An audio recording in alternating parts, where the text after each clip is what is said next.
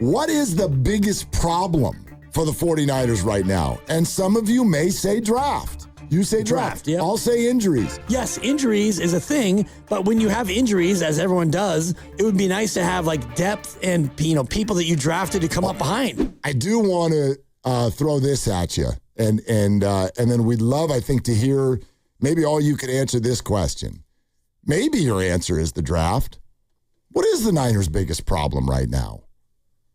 Because I don't think it's the draft. And if you want to do the whole like last 5 years thing, sure, the Niners have been certainly like less than impressive. I think there's a healthy debate there about like how bad it's been and how damaging it's been. I sort of feel like the meat in the middle debate about all of that is the Trey Lance move, because I think that it cut their legs out from underneath them for a 3-year period. And they have to wear that. I am certainly not making an excuse for what was an epically awful move. But I think you can only debate that once. And I think sometimes I feel like I hear it get debated 3 times in a row.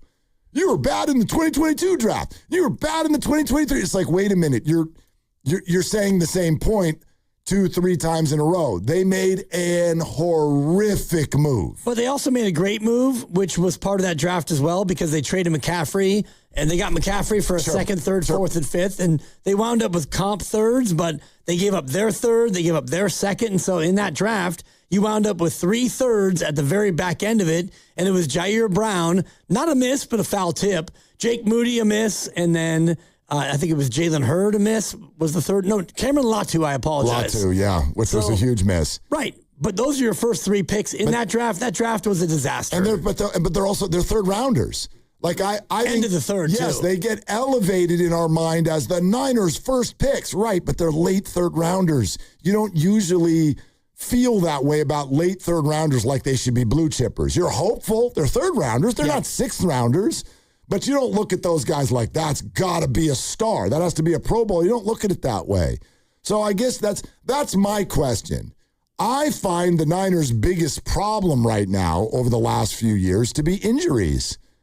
You know what I mean? If you want to re-adjudicate the Super Bowl from a couple of years ago, just for a second. When he didn't know the overtime rules? Well, okay, it could be overtime rules. It could be you drafted Trey Lance and you could have had a cooler player somewhere else on the field. Or what if I said, well, Drake Greenlaw's Achilles blew up at halftime?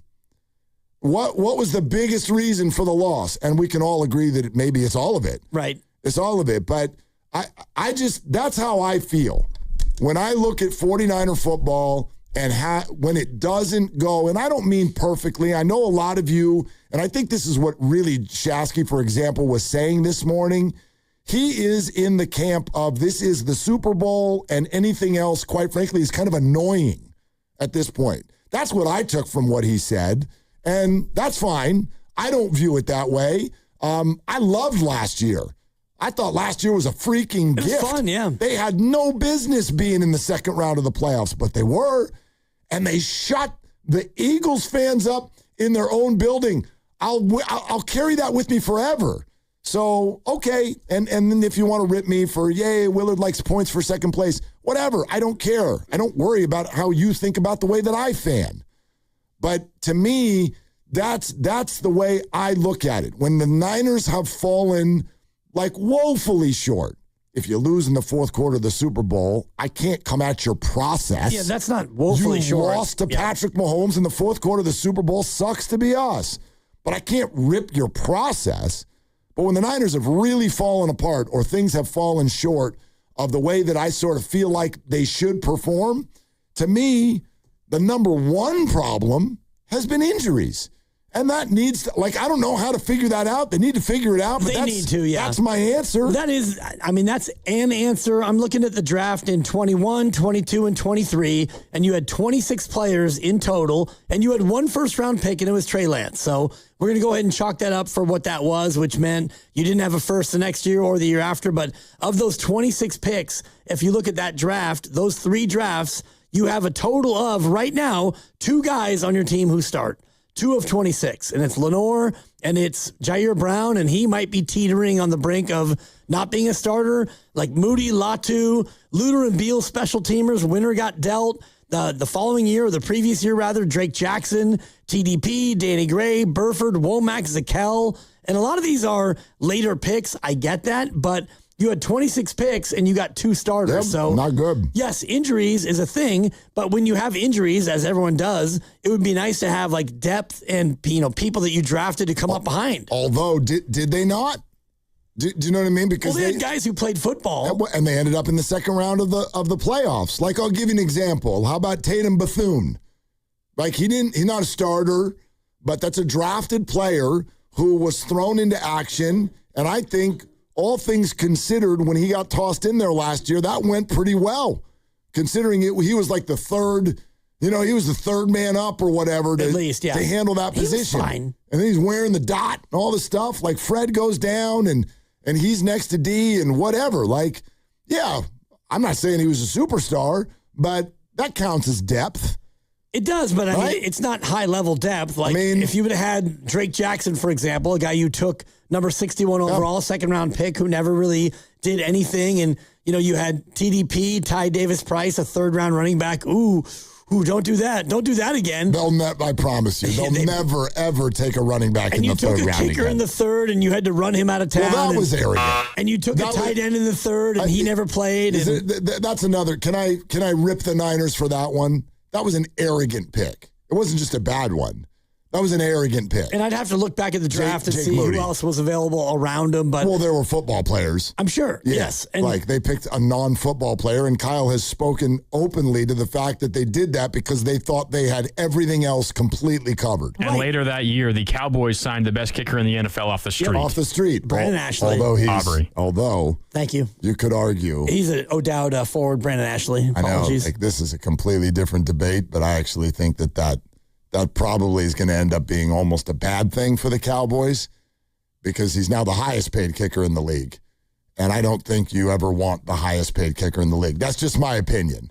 Like, if he's good. He's good. He didn't perform the best of everybody in the league last year. No, not last year. But he's got he has an unbelievable leg. I'll call him the best kicker in the league. But at the same time, and the Raiders took Janikowski in the first round way back, and those are arrogant picks. Well, I wonder how they would look back at that because he played for him for like 12 years, and they actually went to the Super Bowl with Janikowski, and he was a great kicker, but he's a kicker in the first round, so I don't even know if that's the way you go. I guess my point is similar to what the Cowboys did. The Niners last year ended up finding a really, really effective, good kicker in the living room, his living room.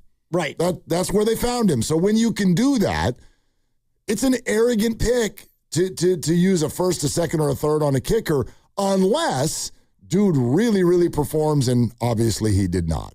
So, yeah, that was all bad.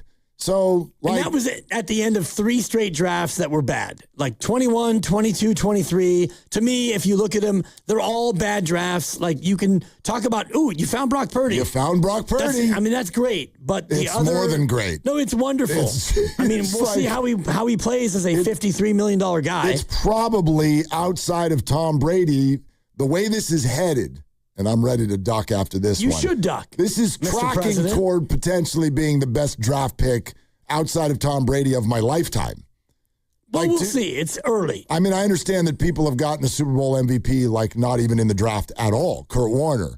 But to grab a franchise QB who has already been on multiple playoff runs with the last pick in the draft, I'll say it this way, if Brock Purdy ever wins a Super Bowl, that's going to go down as one of the best draft picks of our lifetime. Agreed. Yeah. But as of now, if you look at the other players drafted in those drafts, it was an absolute debacle in 21, in 22, in 23. And so 3 years of bad drafts. And you found your quarterback and you found, checks notes, a safety-ish. And that's about it. Although you said the other day you think the Niners like their safeties better than we do. They do. And they might. And by the way, they might be right.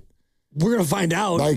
And part of that, too, is like the pass rush. If you can actually rush the passer or the safety's better, sure, I get that. And I think that Malik Mustafa is a player that I really like watching play. I don't know if he can stay healthy the way he, throws his body at everyone. And Jair Brown is like, he has the build and the body to be a really good safety, but he's been really kind of up and down throughout his career. Remember what Greg said yesterday? He's got traits. Yeah. But even if you look at like the 24 and the 25 drafts, those are better drafts. So you could look at the last, 6 drafts, put this one aside because we don't yet know. But like last year's draft, a lot of guys played. And the year before, you found a lot of starters. Yeah, tracking in a good way, which leads to, I think, where we spent a lot of time yesterday, which is, I don't know that, to me, it is way too early to be sitting here talking about process problems when at least the early evidence, I don't think anything is ever in ink on a draft for at least 2, probably more like 3 years. So nothing's in ink, but the early returns of 24 and 25 look somewhat promising. So then to come out in 26 before we have any data on these players at all and immediately scream bloody murder in the streets because it didn't match Dane Brugler, I think that's silly. That's my take. No one's telling anybody what to do, but I think it's silly. That's all. But I do think we'd love to have that conversation. What is the biggest problem for the 49ers right now? And some of you may say draft. Some of you might agree with, and I don't even know where, do you have it? What's your, I say injuries. Draft. You say draft. Yep. I'll say injuries. Any other categories that we want to bring up? What else could it be? Kyle Shanahan and that stupid play sheet. Shanahan and not knowing the rules. Okay, not knowing the rules. Mark Grandy weighs in, I'm sure. How about the revolving door at defensive coordinator? What else can we come up with? Brandon Ayuk. Stupid stadium. Yep. I don't know, whatever. Like, what do you think the biggest problem for the Niners is?